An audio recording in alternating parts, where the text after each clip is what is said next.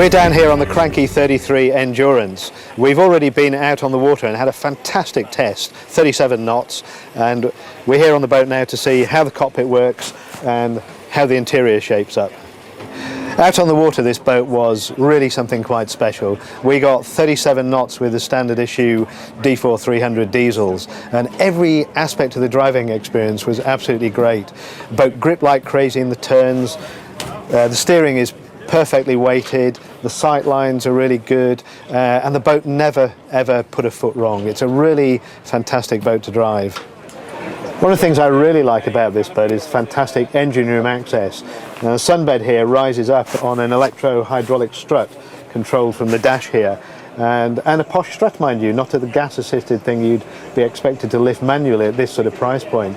You have to bear in mind this boat can be had for as little as £165,000, including the VAT. That's very good value. I was really impressed with the amount of storage on what is ostensibly a high-speed, glamorous day boat or weekender. We've got a huge life raft sized void over here, or certainly big enough for several crates of champagne. We've got another big glass fibre void above the engines under the sunbed. We've got a lazarette here forward of the engine room, and all sorts of other storage spaces tucked under seats. It's really very impressive. This isn't a boat where you would run out of space. Now, by today's standards, the interior of this boat, and the exterior for that matter, it's a very sort of fussy design. A lot of designs are pared down to their minimalistic molecules these days in the interest of style, and this boat isn't. And the consequence of that is it works incredibly well. There are a lot of little details down here, and okay, they are fussy, but they're very useful. So Cranchi have let in a skylight here, as well as a four-hatch there, which gives you additional light.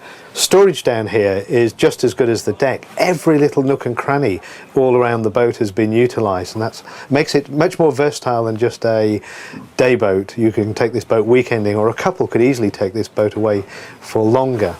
Now, if they're going to stay away for a bit longer, there are two options. This big comfy U-shaped seating area, which you would normally use for socialising, does convert into a double berth fairly easy. The table drops down on these strong pillars, so that gives you an enormous bed.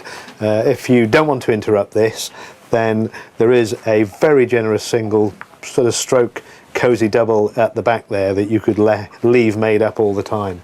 And I think the whole of the boat hangs together very well. Good handrails here, nice details around the boat. The heads compartment is great. Nothing here I would really change.